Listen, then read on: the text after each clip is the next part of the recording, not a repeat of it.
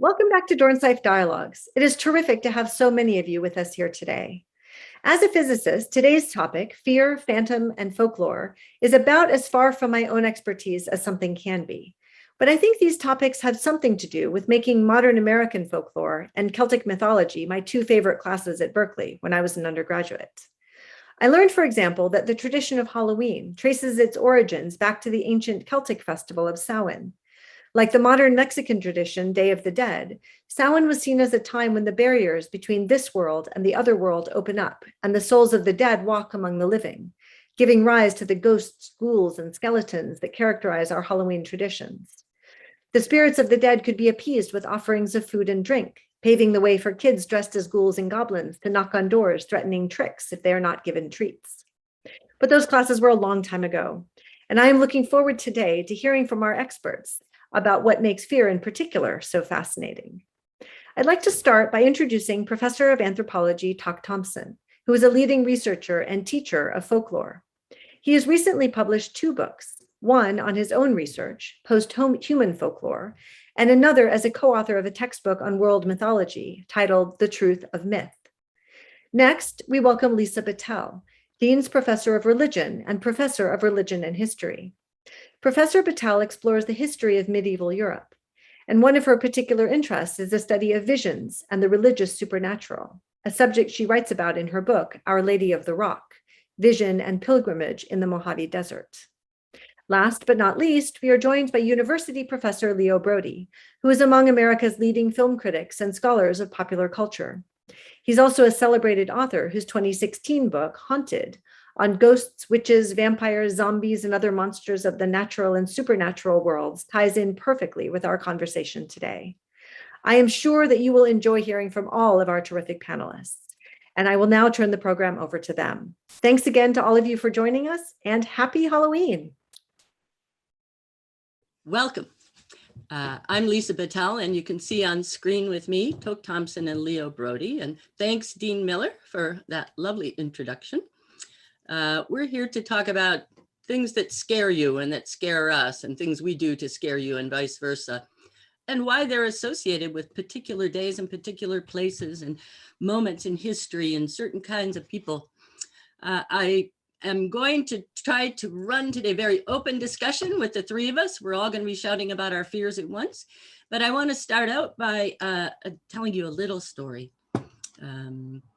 And it has to do with Halloween, or as what Dean Miller mentioned, Samhain, the day that for thousands of years has been celebrated as the beginning of winter, the beginning of the time of darkness, and a time when the crevices between our world and another world open, not always to allow the dead and living to mix, sometimes to allow other kinds of beings to mix with us, the folk of the other world, the Aishi.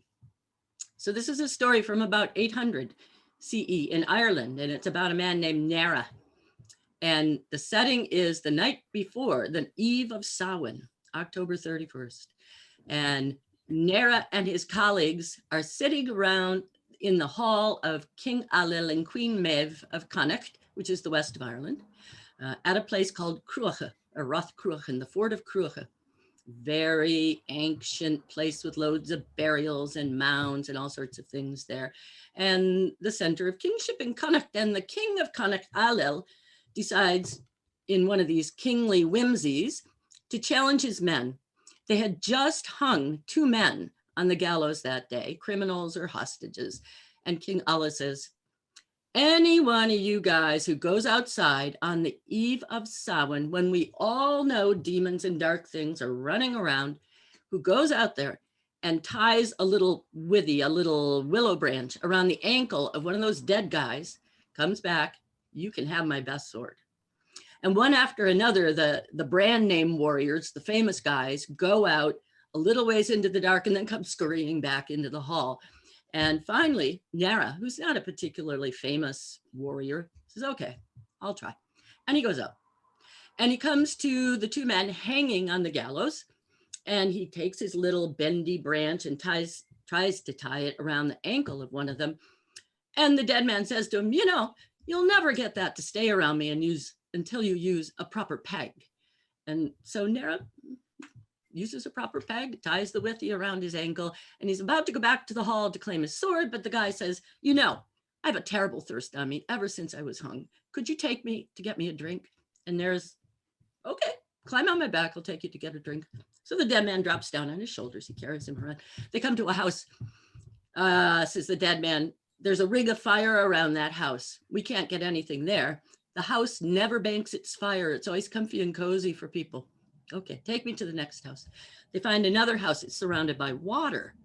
And the dead man says, we can't go in there. They always empty the slop bucket every night and the bath water and keep things clean and tidy. Come to another house. No ring of fire, no ring of water. The dead man says, this is my place, because in here, they always bank the fire so it's chilly, and they never empty their slop bucket or their bath water. So drop me down here. And Nera does. The dead man goes in, drinks from the slop bucket and the bath water, spits the water on the sleeping inhabitants of the house, who die immediately, and then climbs back on Nera's back, and Nera takes him back to the gallows and helps him back up on the gallows, and then goes into the fort and claims his sword. Now there's more to it than that. It ends up with Nera living in the She, the other world, forever. But that sort of ambiguous story where dead men talk to you and you don't notice, or it doesn't matter, and you do mysterious things and there are mysterious conditions, and you know if Nera did the wrong thing, he'd end up in some terrible, terrible trouble. But in the end, he's okay. This, I think, is a typical story of the sort that we like to tell, to terrify ourselves, to give ourselves suspense, to wonder about what else is out there that we might be tampering with, and how can we keep ourselves safe from it. And it's a long, long tradition. My colleague, Leo Braudy, has written about more modern kinds of horror and suspense in written and film versions. And Tok Thompson compares the stories like this across cultures and time periods. So with that in mind, I want to start out by asking questions of us three. And I hope that you all will be sending your questions about our questions to the Q&A so that we can deal with some of those as well. But we're about to have a conversation. Ooh. So what I wonder to begin with actually is, why? Why do we like to scare ourselves? Well, one reason that we like to scare ourselves is that, and it's a reason that all religions address in one way or another, is what's the relationship between life and death? How do they're so separate from each other, but every religion, no matter what kind of religion, talks about the boundaries between life and death and the uncertainness of that relationship. And ghosts or dead men who come alive and things like that are people who cross those boundaries. So they give us a sense of, of what it's like to be alive and somehow have relations with the dead, or even after we are dead, we can still come back and influence what's happening in the living world. In some communities, like the one I just was talking about, some cultures, people live among the dead. They continue to think of the dead as part of their communities.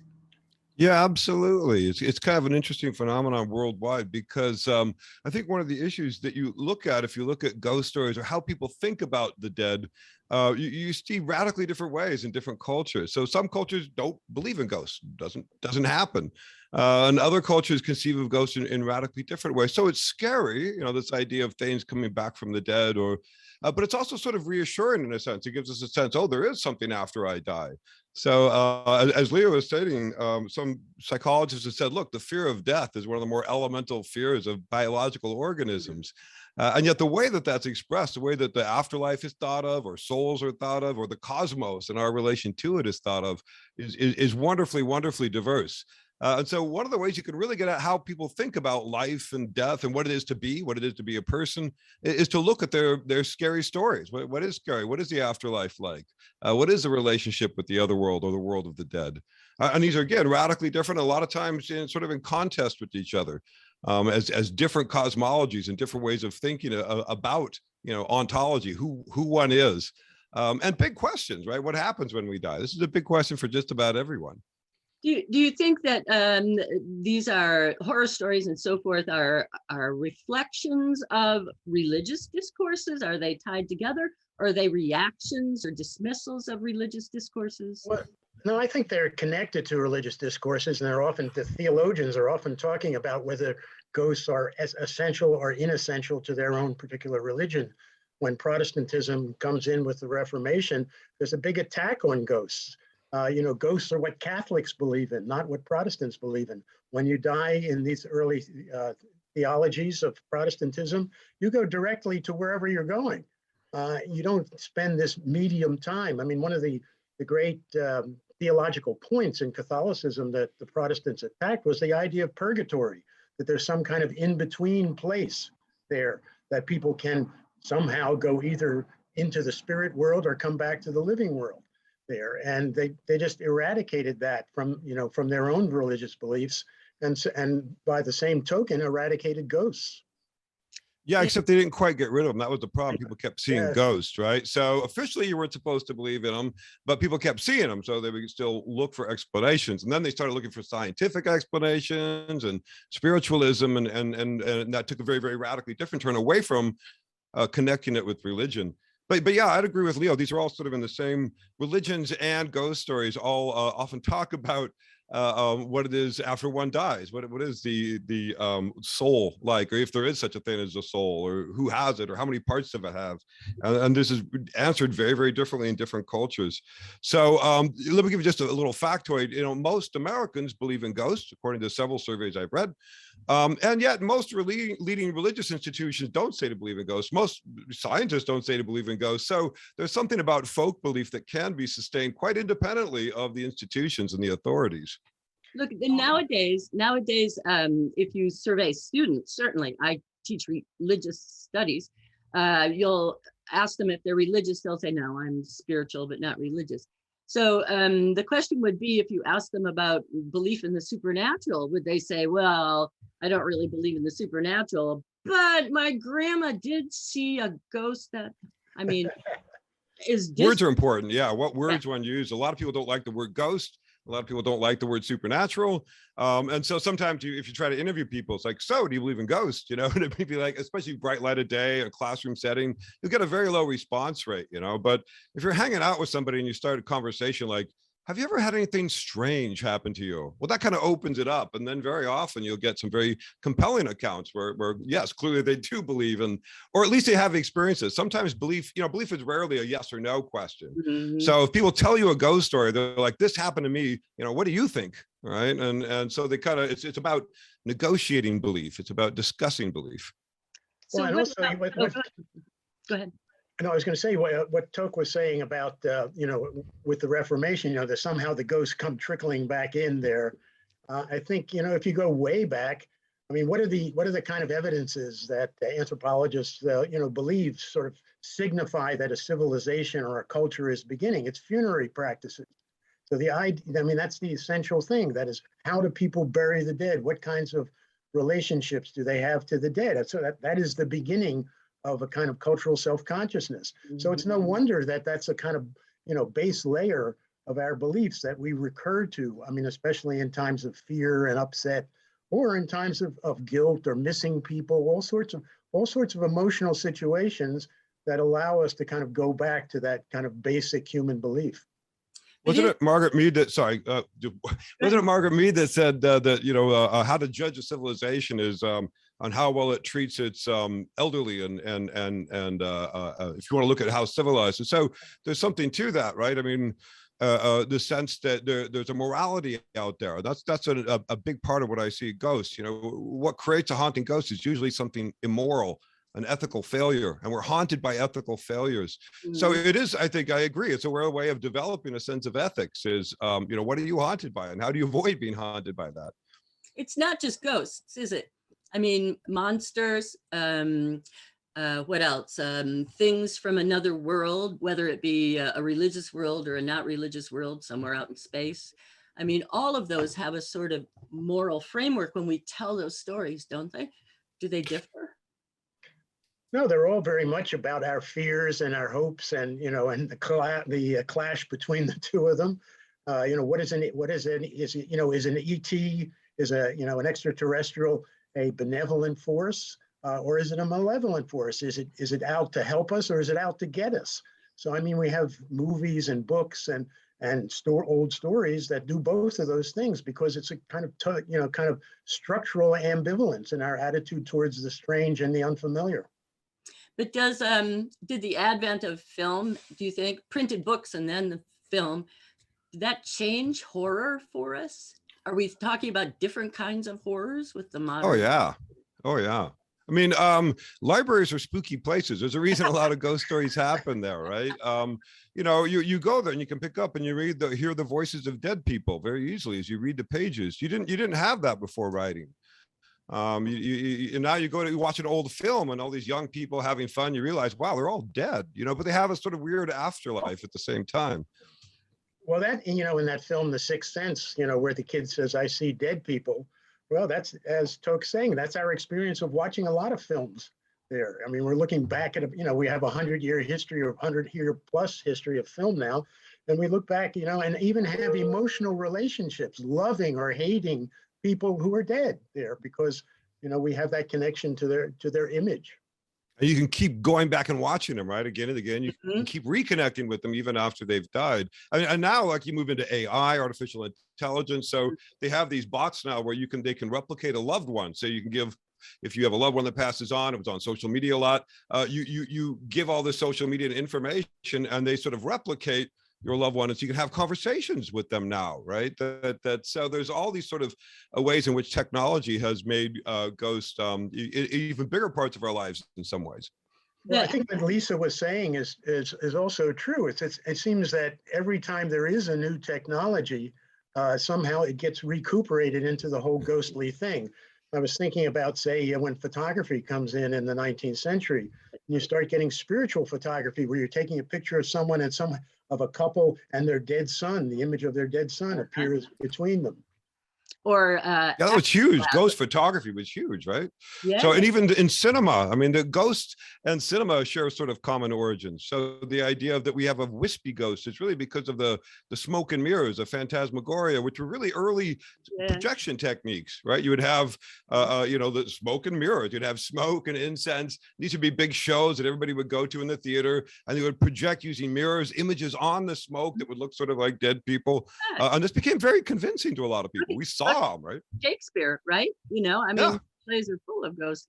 But the technologies merely reflect what? New ways of thinking about horror, or do they actually reflect new kinds of horror that we perceive?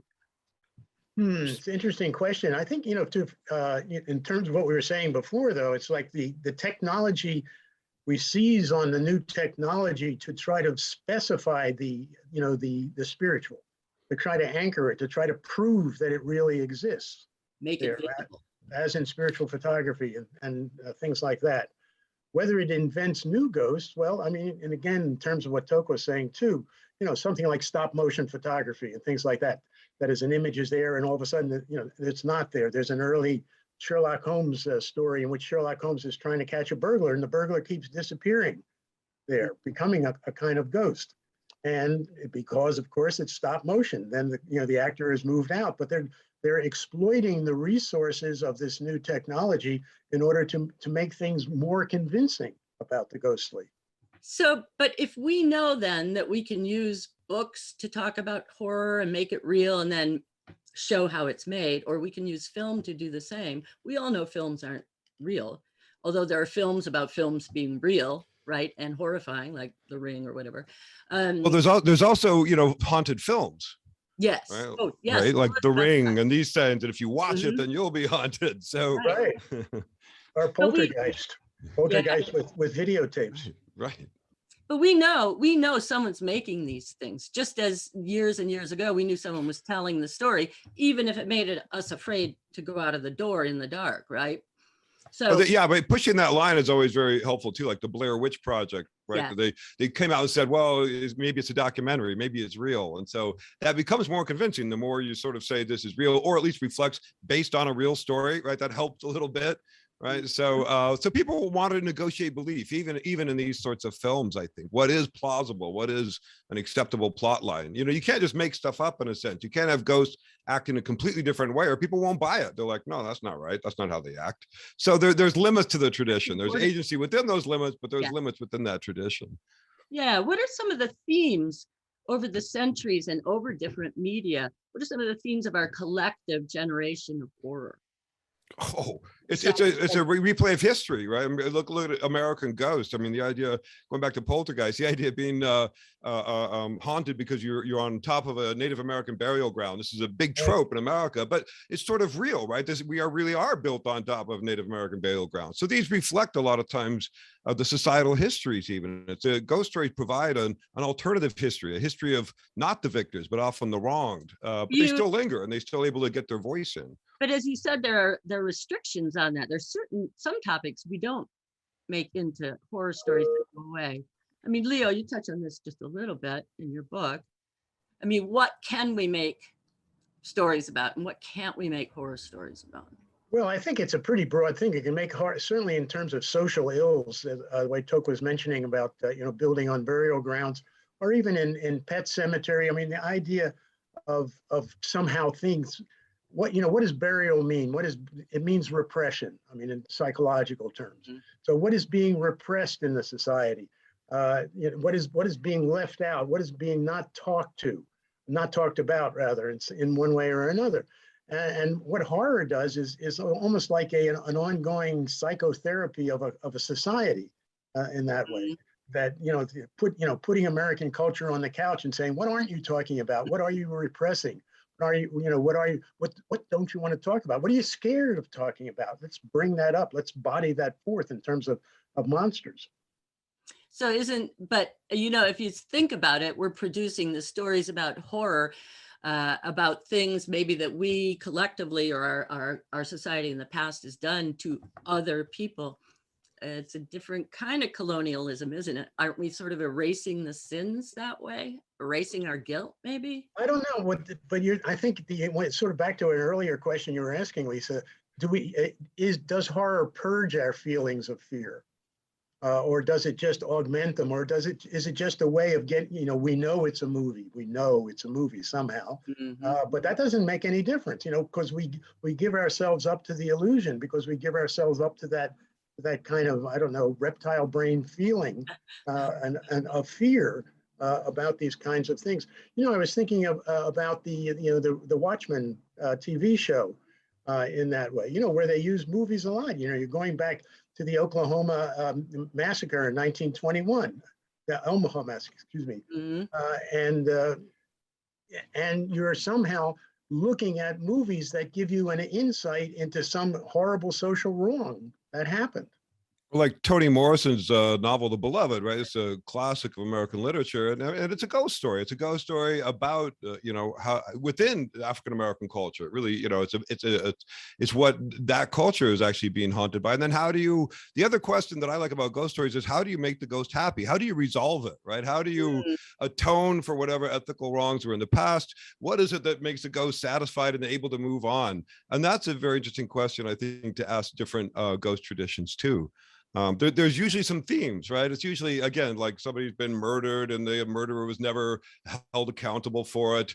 Or a very classic one is not even getting the correct funerary send-off, not even getting a correct funeral, these sorts of issues. So again, you can see, well, what is the resolution? How do we make this right? And I think that's ultimately the kind of hopeful point about ghost stories, is that sometimes there can be a resolution. Sometimes there can be a way forward. And certainly in kind of the Western, the kind of Judeo-Christian tradition, frequently, particularly the Christian side of it, that is to right the wrong of what happened to the ghost is an affirmation of religious doctrine. Essentially, you have to do it right. You have to say the right words over the dead. You have to bury the dead in the proper way. Murder will out, and so murder will out, and then you have to come in and compensate in that way. Most ghosts, the emotion that most ghosts have is anger. They're pissed off about something. They're upset. Somebody has done them wrong in one way or another, and it has to be done right by them. So I there, like sorry, but just following up on that, like in archaeology, you have all these stories about like the mummy's curse, and yeah. but it does bring up a point, right? These guys were supposed to rest in peace, and instead we're displaying them, we're putting them on our museums, right? Are there ethics involved? You know, we don't go dig up a grave of somebody who died yesterday and put them on display. Is there a time limit for these ethics? And so these often do debate sort of very serious and subtle ethical points in many ways. but those aren't domestic debates. Those are debates about people of one kind digging up the dead of another kind and treating them improperly, whether it's Egypt or here with Native Americans or whatever. What are some other violations of the dead or the other that we do that produce horror? Are there other ones? Well, you know, there's an interesting moment, I think, in the kind of history again of Western views of this. Daniel Defoe writes a little piece called "The Apparition of Mrs. Veal" at the sort of beginning of the 18th century, and you know, we were talking about the ways in which ghosts appear in the past because they've been, you know, their religious rights have been violated in some way. They've been killed and dumped and not buried properly. But what happens in the apparition of Mrs. Veal is that a ghost appears, Mrs. Veal, to her friend, another woman, and what is her big complaint? Domestic abuse. In fact, they've both been abused by their husbands. So it's like almost like a secularization of that whole upset that earlier ghosts have. Well, yeah, gender features into this a lot. There's a lot of women ghosts. There's more women ghosts than men, I think, in the world. And you know, if you study like particular traditions, for example, like Japanese traditions, which is also very patriarchal culture, very patrilineal, you notice a lot of sort of wronged women ghosts. And again, I think there's more ghost women than ghost men in Japan, and that reflects, you know, the ethical structures and the power structures and the potentials for abuse within those structures. And the possibility of using this kind of story about horror to suggest there's a wrong that has to be righted in living. Exactly. Also, yeah, there's, you know, the film Ju-on, the Grudge, is Japanese film, in which, you know, again, it's a female ghost, and a female ghost who is angry, of course, in a culture in which women aren't supposed to show those kinds of emotions. Yeah, and so it really displays that. So again, what is a place haunted by? You know, what are the dead angry about? That can tell you a lot of issues within that society. Always. We have some questions coming in here about sort of the cultural variety of funerary practices and propitiating the dead. Can you think of some sort of practices that may seem strange to our society? Sure. Yeah, easy one. No, there's a lot, because it kind of goes back to answering your earlier question too about what we don't show in maybe our American popular culture. What we don't show are other ways of thinking about the dead. We don't show the variety of ways that people conceive about the relationships with the dead, the variety of different sorts of ghosts or something. So, and you can see that also very often in the variety of funerary customs is another way of looking at how people think of the dead. So, you know, there's, for instance, cannibalism. I mean, people tend to think of like unfriendly cannibalism, like people headhunting or whatnot. But the more common thing is friendly cannibalism, where people get together and a beloved one has died, and you sort of cook the meat up in a big pot, and everybody takes a sip. And so this is one way of getting rid of the dead bodies, right? What do you do with that flesh? You don't want it to rot or anything. There's other ones where it's the Zoroastrian, the preferred burial of the Zoroastrian, right? Where you have the exhumation, you leave it up for birds to carry away the flesh. You know, cremation is now the most popular way of getting rid of dead bodies in the United States. And you go back up 50 years, it was a very much a minority position, because there was this Abrahamic notion that you wanted your whole body there for the day of judgment would rise up in bodily form. There's other, like, when is somebody dead? Like, if supposedly your soul goes away from your body, does it happen right at the moment your heart stops? Does it take a while? In a lot of traditions, you might still be around for 40 days. So even though it's a corpse, it's still a person. In some societies, this can go on for years as people hold up to have a funeral. So there'll be a corpse, but according to the society, that's still a person. So they'll very often dress them up in clothes, have them over for lunch. And for us, it looks bizarre. You're hanging out with a corpse. And they're like, no, this isn't a corpse. It's still a person. That's the whole Tibetan Book of the Dead, right? Is ways to help the corpse, help the spirit leave the corpse happily. But that's also a source of horror stories. When is someone dead? We've all heard those stories. For example, Martha Washington, they opened her coffin and there were claw marks on the top, the underside of the coffin, that kind of thing. We worry. I think also, but even I was thinking, it reminded me of Jeremy Bentham, the utilitarian philosopher, big rationalist, who decided that he wanted his body present at all the meetings of his group afterwards, and it's still there. And you can kind of see the simulacrum of him with the body inside of it that has to sit at a chair in the meeting still. He's pickled. Since the 90s. He's pickled. Yeah, exactly. So, I mean, there's that doubleness that we were talking about before. On the one hand, you have a totally rational view, perhaps, of other issues, but you want to believe about that perpetuity of the body and staying there. Is it really still, the ontological, as Tok was saying, is it really a person? When does a person stop being a person? And in fact, is the soul the real essence of the person and the body not? Or some spirit of some sort. Let's talk about that, though, in terms of monsters, because we haven't gone there, and I love monsters.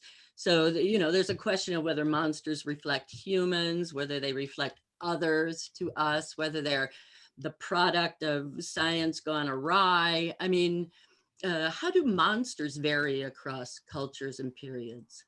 Yeah, well, it's kind of an interesting thing. Like, some things we might think of monsters are actually more like ghosts. So we tend to think of zombies as monsters. But if you go back to like West African traditions and this idea, they're actually sort of walking corpses. So they're sort of half ghosts. Vampires were originally sort of ghosts. The idea of walking corpses, now we see them as something different.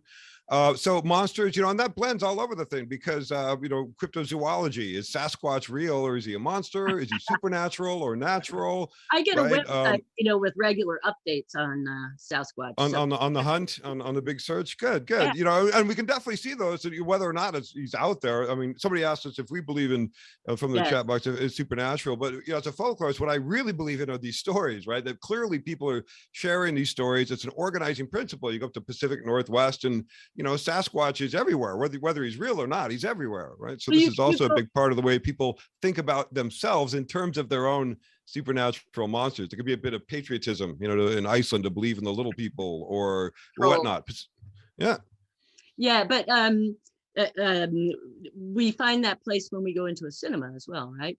I mean, we go in and we want to meet up with Dracula or Frankenstein's monster or something far, far worse these days. Some guy with a chainsaw or something like that.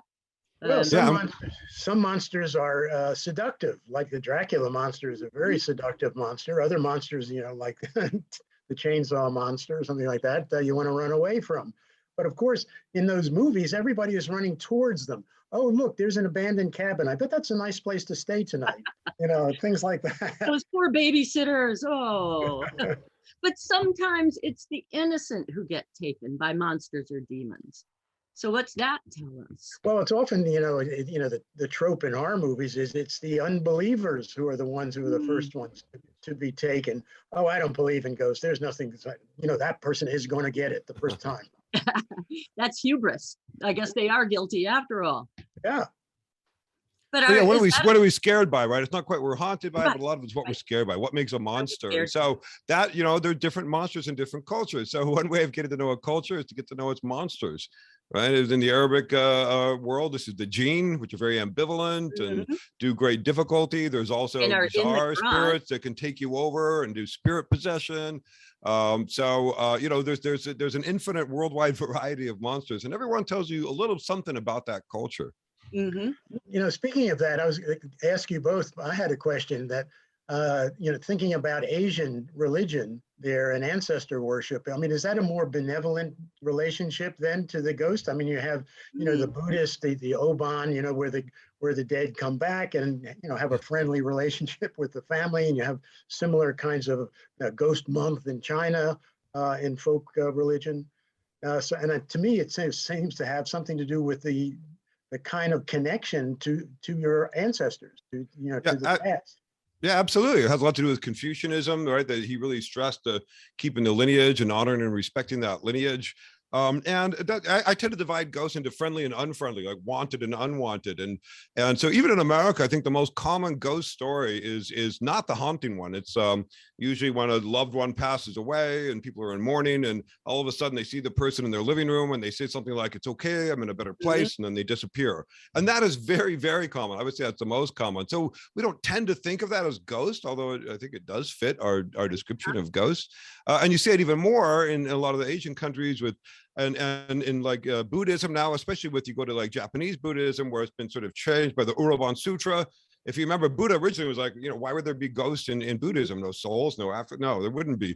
But later on in the tradition, the Uroban Sutra came around, and this is the story was that a young priest, he saw a vision of his mother trapped in the underworld with all of the hungry ghosts, the pretas, and he went to the Buddha, and Buddha said, "Okay, we can pray for them." So this is getting a lot like sort of medieval Europe, where the church could pray for the souls of the dead. So then it became a part of the religion. So in Japan, for example, if you see a ghost, you can go right to your priest and talk about it, right? They're ready and waiting to hear about it. So it's a built-in part of the religion, and that makes a difference too, I think. Well, that's the question. I mean, we keep coming back to ghosts rather than other kinds of terrors which are out there. But there are undead, like zombies, or also like saints or demons or angels in Christianity and some other faith traditions, who are neither one nor the other. Are we afraid of those? We're afraid of demons, right?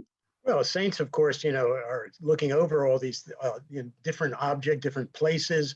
I mean, saints, to a certain extent, like the animism of earlier religions there, where, every stream and every mountain and every turning of the road, had some titular deity connected to it.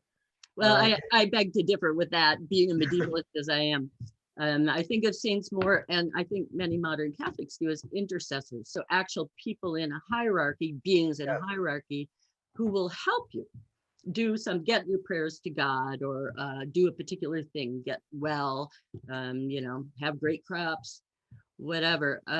But they are different from ghosts, they're sort of well, but let me bring in, maybe to get to Leo's point, because something we're working on with my book Posthumanism, and I work a lot with Native American groups, and one of the biggest distinctions I see between sort of Native American cosmologies writ large and European cosmologies writ large is if you ask the question, like, do animals have souls, right? So in America, the Abrahamic traditions, the answer is no. Only people have souls. We might be, chimps might be 98.5 genetically yes, but they have 0% souls, right? It's a huge dichotomy that runs through this whole system. That's not true with a lot of other systems. Certainly it's not true in the Native American system. And so what I'm saying is that you can see this in ghosts. Like Native Americans there's a lot of ghost stories that don't have people in them, right? Ghosts of animals that have been mistreated is one of the most common ghost stories. And this can even be ghosts of plants or ecosystems that can haunt people after they have been terminated wrongly or had some kind of ethical injustice to them. But that presupposes a completely different way of looking at the world, that there are ethical relationships that one inherently has with other living forms or other parts of the ecosystem or other life forms. So we don't really have that. We don't get ghosts of animals, really. We do have that, actually, in the form of not ghosts, but for example, take a Godzilla. Human technology gone awry, upsets the environment and produces this monster who comes back to punish us, right? Or the Blob, one of my favorites, or various animated plants, or I was just watching Little Shop of Horrors last night. Phoebe Seymour. In general, though, we don't get like ghost stories of mistreated animals. No ghost stories of the cows along the I-5 or something, right? Occasionally like a beloved pet or something, but that's kind of ghost cow. I like it, ghost cow. Yeah, exactly. So we don't have that, but again, some other cultures do, and that's not what you're not going to see in American cinema. You're not going to see these other ways of looking at ideas of ontology or soulfulness or ethics, in a sense, of other living things. Well, this Godzilla, of course, and this, the creature from the Black Lagoon and various other monsters, they're really from the 50s or from the Cold War period. They're post-nuclear. I mean, again, about the disruption of the natural environment in one way or another. And that, somebody like the creature from the Black Lagoon is somebody who, why not just let him alone? He lives in the Black Lagoon. But, again, it's kind of human intervention into nature for perhaps unethical purposes or questionable moral purposes of one sort or another. The same thing with King Kong, even earlier. I mean, they're there to exploit him, to make him a star, to make money off of him. That's again, this kind of human intervention that is questionable on any kind of moral or ethical grounds. Look, and go right back to Frankenstein with that, right? Mary Shelley's yeah. Frankenstein, which is the first one to kind of introduce this idea that maybe technology is quite potentially the monster maker, right? Well, people are in the chat. People are asking us things about sort of variation in belief. Why do some people believe in things like ghosts and monsters and some don't? Are some people more prone to believe in things like demons, who gravitate towards dark things, as Christine asks? Sure. I would say some people are, but also I think a lot of it has to do with your peer group. If you and your own experiences, some people don't believe anything until the day they see something, and then they're like, wow, now I'm a believer. Or very often it's your peer group. So if you have your dear mother who would never ever tell a lie, and she says she saw a ghost, well, that might be, that might nudge up your own beliefs a bit. So I think we find the beliefs are a very social process. And they also vary by age, right? Were you, as a teenager, did you get together with kids in a dark room and try to, levitate someone or summon? Participated. Well, also in Boy Scout camps and things like that, to sit around, the Girl Scouts sit around the fire and tell ghost stories at night. Yeah, there's it's adolescence into early adulthood. This is when the horror movie is aimed for. This is when a lot of people undertake such things like legend quests, like you're going to the haunted house to see if you can see the ghost. Right? It's usually teenagers, and so what's going on at that point in their lives? Well, they're breaking away from their parents as the know-alls, right? And then they're trying to establish their own belief system, and they're often doing so with their own peer group. So it's a big way of identity formation at a particular point in time, and testing themselves. How brave am I? How credible am I? Another quick factoid. They've done surveys of college students, and they get more people saying they believe in ghosts at the seniors level than at the freshman level. So, in spite of being introduced to all this science and knowledge, ghost belief goes up over college. Well, here's the question then. A couple of people have asked us, us three, do we believe in the paranormal, in ghosts, the supernatural more generally? Have we had an experience of the supernatural, paranormal? Who wants to say? No, well, I think I believe in the arbitrariness of the world, and I believe in kinds of things that just happen coincidentally. And I believe, it seems to me that people who believe in luck or these kind of general things, that is, whatever it is you can't control. Synergy is part of the ghostly, is part of understanding what's going on with the ghostly. And the desire to believe in ghosts is a desire somehow to maintain some kind of control over your own environment, your own life. Tok?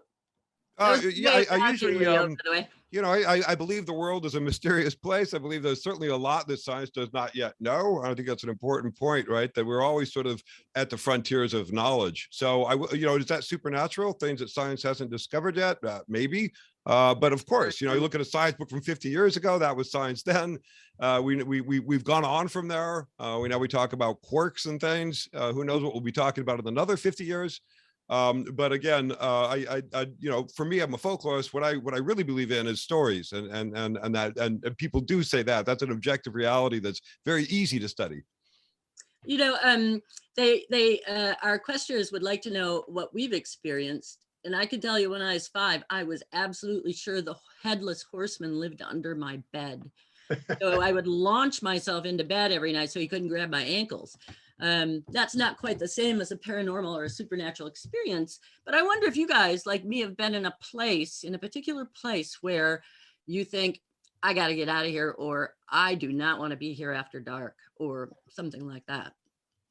Well, in some kind of more ancient sites in Europe, Roman or Greek sites in Europe, I always had a kind of feeling. I think they were I don't believe in raptures and things like that, or these these spots necessarily, but I think that those ancient pagan religions, really had a good hand in choosing sites that had that kind of effect on you for whatever reason. And that's, so, like, where do you build a temple? Where do you build a church? You know, that's, you have to build it in some place that has that kind of resonance. I mean, look at like Stonehenge, let's say, some place like that, that has a kind of mysterious feeling to it, not only because of the way that it's constructed, but also because of the place where it's constructed. And the visibility of it, and the fact that the stones come from far away, they aren't locals. But also the repeating, going to the same place for different reasons. You see that at places like Stonehenge and all around the world. Maybe we've lost the original stories as to why those places are spooky or sacred, but we continue to use them maybe for new reasons. Tok, is that something you see? Well, yeah, I mean, the Irish folklore, something I study, it's a very, very much a living tradition, and it's full of monuments and the spirits of those monuments that date back thousands of years, and it's certainly an ongoing tradition. Like the figure of the banshee, which is the sort of ghostly woman that you hear her crying very often, and if you do that, then someone in your family, and maybe you, is about to die. So she cries for people that are about to die. She's not really a bad, she's not making them die. She's actually genuinely sorry, but it is a little spooky, right? Because it's she's clearly operated at a different time period. She's clearly aware of when you're going to die. And I've collected, many personal experiences from people in Ireland over the last 10 years that have swore by their experience with the banshee.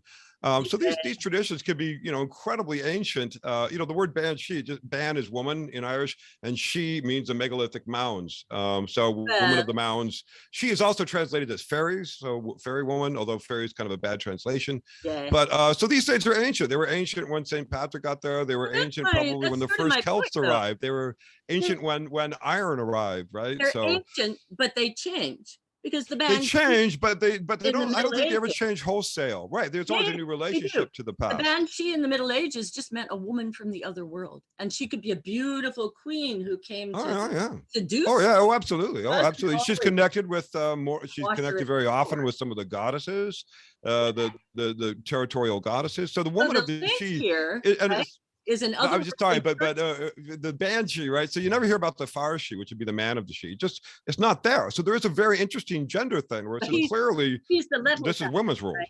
He's the leper. Yeah, so you do hear in a way. Sorry. The leper, the little fella, the Lieberham, the leper. Oh, sure, there are men of the sheep, but they don't seem to command the place, right? They don't seem to be in charge. The banshee, the territorial goddesses, even the name Ireland itself is the Ira is for one of the triple goddesses, ancient goddesses of Ireland.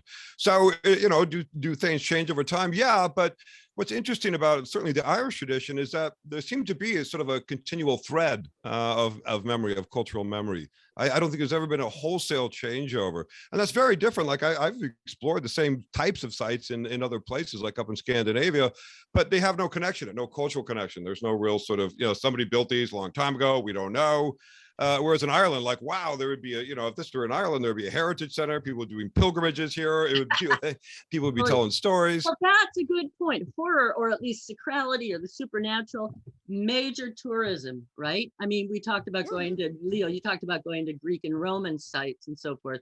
And I'm sure this must be true around the world as well, although maybe some cultures are catching up on making money from this.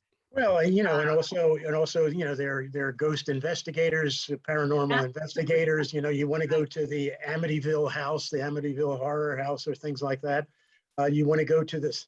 I once made a little pilgrimage to the stairs in Washington, D.C. from The Exorcist, where where that happened, where that house happened. Yes. Haunted hotels, right? You always want to go to the hotel in town that's haunted. That's a value added, right? So absolutely. Have you ever gone into a hotel and looked down a long hallway and thought, oh, where's the kid on his trike? I've gone to a couple of haunted hotels, right? And they're very often older buildings with sort of, and so they have that sense of the past, and Well, the Hollywood Roosevelt just over here, of course, is has supposed to have several ghosts wandering around in it. So you can find one right there on Hollywood Boulevard. You can find real estate ads with ghosts as a plus, right? Buy this house where this terrible murder occurred. Yeah, dark tourism is an up and coming thing worldwide, where people are oftentimes very fascinated now that we're able to travel, or soon we'll be able to travel easier again. There's a lot of money to be made, and that's another part that keeps these belief traditions going. So they're sort of, you know, they're all over the culture. They saturate the culture, right? They show up in our jokes, they show up in comics, they show up and they present very often a unified way of thinking about it. Again, we don't present things outside of our own tradition. We don't present animal ghosts. The other one I'd like to mention is in Japan. You know, they're sort of the worldwide leader in androids, and they've and in Japan, due to their religious beliefs, not Abrahamic, the governing idea is, yes, these things can have spirits, they can have souls. And so like the Aibo, which was the first sort of home android, little dog looking androids, but they were in homes for decades and learning all the time and becoming more and more accustomed. And when Sony stopped repairing them and they started dying, they now get full funerals, Shinto priests praying for their souls in the afterlife. So this is another sort of up and coming thing. What's the future of ghosts? We tend to think of ghosts as belonging to the past, but I would like to talk about, you know, what's the future of being? What are we going to be haunted about in the future? And maybe there are things we can do now to prevent that, right? That we could be a little bit more ethical in advance rather than waiting to get haunted. Well, you know, that brings it to a topic that we haven't really gotten to, but Lisa was mentioning before, just about monsters. You know, why have monsters changed? You know, and it seems to me like, you know, from the 18th century, you know, to now almost, you know, you have these major monsters. You have the monster who is created through science, like Frankenstein. You have the, you know, the monster, the psychological monster, the kind of Jekyll and Hyde monster. You have the Dracula monster, the blood-sucking monster who promises you immortality. And you even have the natural monsters, you know, like somewhat later, like King Kong and et cetera. But, you know, the monster that we're most preoccupied with now is the zombie. And why is that? You know, the zombie, you know, as Tok was saying, has its roots in kind of African religion and Caribbean. Do you want my take on it? Do you want my take on it, Leo? Well, let me give you mine, and then you can. Oh, okay. Yeah. Mine is that what we're afraid of is not these you know, mega, you know, Dracula, Frankenstein, not these single people, these individualist monsters. What we're afraid of is the group monster. What we're afraid of is, I don't know, Islamic fundamentalists. What we're afraid of is, you know, Republicans if we're Democrats, or Democrats if we're Republicans, whatever it is. You know, that you know, George Romero, you know, you know, originally in 1968, you know, in Dawn of the Dead and those other films, you know, postulated that zombies could detach in a sense from their original religious roots and become images of mass consumer society. And it's the mass, I think, that we're really afraid of. I like it. I like your version there. But I will say that there's someone, I kind of think that there may be, going along a little bit what you said, this sort of idea of xenophobia too, that they are always the other, and they're not really people. And so it's okay to kill them because they're not really people. All they want to do is, you know, take us over, take our brains over. And I think this has roots in the fact that, you know, voodoo was demonized as a religious practice, and it was othered. And so I think that's a bit based in America's racist past with the African-American slave population that brought a lot of these traditions of Vodun over. So I think that's still there, the xenophobia and the racism. I don't know if you've read The Serpent and the Rainbow, but that book about Vodun terrified me, I have to say. But some people are asking us whether we have recommended reading or movie watching, you know, to learn more about different kinds of horror and the supernatural. You know, Japanese Ghost in the Japanese by Tolkien and Iwasaka, a wonderful overview of a lot of the traditions and the stories and stuff. So that's you know, it's hard to get great textbooks from all the places around the world, but there are a few great examples of ghost stories in different locales. And again, give you a flavor of the varieties of that. There's a classic anthropological story, Shakespeare in the Bush, by Laurie Bohannon, where she goes to try to explain Hamlet and this group that she's studying, but the group doesn't believe in ghosts. So they take the story, but they're like, no, it can't be a ghost. That's not how it operates. And so they completely change the story by the end of it. So, you know, what is a story when it goes from one culture to another culture? A lot changes. Leo, you have any suggestions? Oh, sure. Self-serving suggestion right here. Yay. I love it when we do that. Yeah, no, I mean, you know, because what I tried to do in there is just kind of cover this, you know, especially from the Reformation onward, you know, which seems to me, as I said, you know, it's a real split because, you know, what is the argument? Well, you know, let's pare down the basic argument between Protestantism and Catholicism. The basic argument is which religion has a better relationship to the spirit world? Which religion knows what God is really doing? And so that conflict kind of yields, all sorts of the return of the ghosts, and also, gives it a quantum push forward. We're going to have to wrap this up pretty soon, but I'm wondering at the end of the day why we separate talk about the supernatural from talk about religion, God, gods, goddesses, or whatever. What the difference is. I don't think we should. Horror and religion. Horror and religion are like that. Religions cause horror, according to some people. Yeah, well, that's the problem. Very often we're able to call other people's religions something like supernatural or superstition or mythology, but our own is in a special category. So that's a problem for a scholar. It's not helpful, right? You have to kind of lump all these things together. I just taught a whole class on that. My students were great. They loved a book by Jeffrey Kripal called The Flip. And it's not about horror per se, but it's about how people who are scientifically humanist trained, who have rational brains and logic and Western education, experience things they can't explain and what they do with that, whether they tuck them away, whether they try to explain them, or whether they just give into that experience and try to find more about it.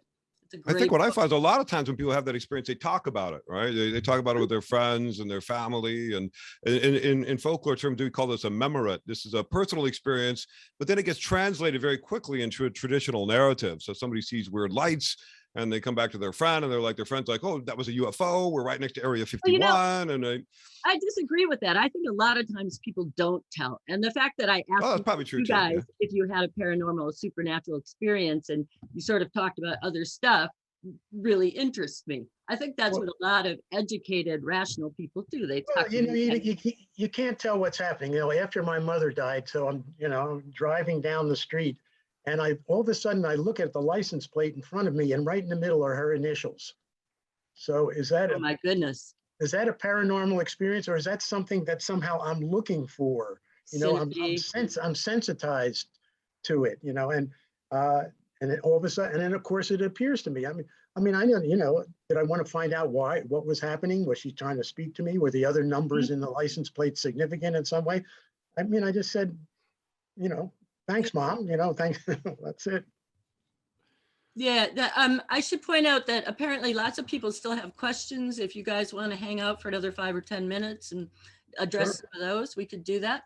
I want to remind people who are watching that this whole thing is being recorded, and you'll be able to watch it on the USC Dornsife channel, the website, and on our YouTube channel. So you could go back and hear our wisdom yet again. So let's go back to this personal experience and stuff like that, and whether people reveal and how they reveal their interactions with the supernatural. Yeah, and when, right? What are the contexts? Because again, probably not so much in public under the bright light of day, but very often, you're going to share these things with, people you trust and maybe late at night conversations, things like that. So these are, I agree, these are very often held for special moments. But that can make those conversations all the more powerful when you do share these experiences, and or if you do, right? And then again, what do you make sense of them? Very often, people seek out cultural traditions that are already there that help explain them and help give shape to them. That's what I was going to ask next. Are there only certain ways and in certain places and times that we can talk about these things? Well, to a certain extent, I think when you talk about having had these kinds of experiences, you're bragging. So, you want to do that, with people that you can feel comfortable doing that with. Unless you're, some kind of publicity-seeking person who wants to, put it on Instagram or Facebook or something like that. There are plenty. Yeah, and other people will never revel it, as Lisa pointed out, that they'll keep this sealed within their hearts or reveal it maybe once or twice along the way or something. Yeah. So, and again, because that these things aren't necessarily acceptable to voice. But again, if you live in a society where it is acceptable to voice, you might feel a little bit more confident in doing so. You go to Taiwan, where like over 95% of the population believes in ghosts. You don't worry about facing any social blowback from discussing your own experience, and probably it'll be commended somewhat. You think our fascination then in the movies, in books, in websites, whatever, with horror, with ghosts, with zombies, is that a way of saying maybe we've had such experiences, we want to know more about them, or that we want such experiences? Can be. And of course, wondering what's out there, right? What am I going to experience in my life later on in my life? And, death, like, kids haven't, a lot of teenagers and young adults haven't experienced death, and death has been sort of removed from our daily lives in many ways, professionalized, and, we don't butcher cows anymore. We're not there when our relatives die. And so all of death, I think, has become very scary. And so, as the older you go, the more people that you love are going to die. And so you're going to have to get used to it. And I think that may be one thing that the young adults are wrestling with in this. Yeah, and I think part of it is almost that generic thing. That is, you watch horror movies because you want to know the rules. You want to know the rules of connection to ghosts or vampires or whatever it is. So you don't want to be the babysitter who answers the phone, right? Right, and that phone call came from inside the house. Right. Yeah. And there's no line now. Yeah. I think that perhaps maybe we should wrap things up now. Okay. And I want to thank you guys, and I want to thank Dornsife for letting us do this. This was a heck of a lot of fun. And I'm happy if anybody wants to contact me for more information about Samhain or Celtic ghosts or the other world. I bet you guys are happy for more questions too. Absolutely. So, and that's been a lot of fun. Don't forget to look for this and other Dornsife stuff on our website and on YouTube.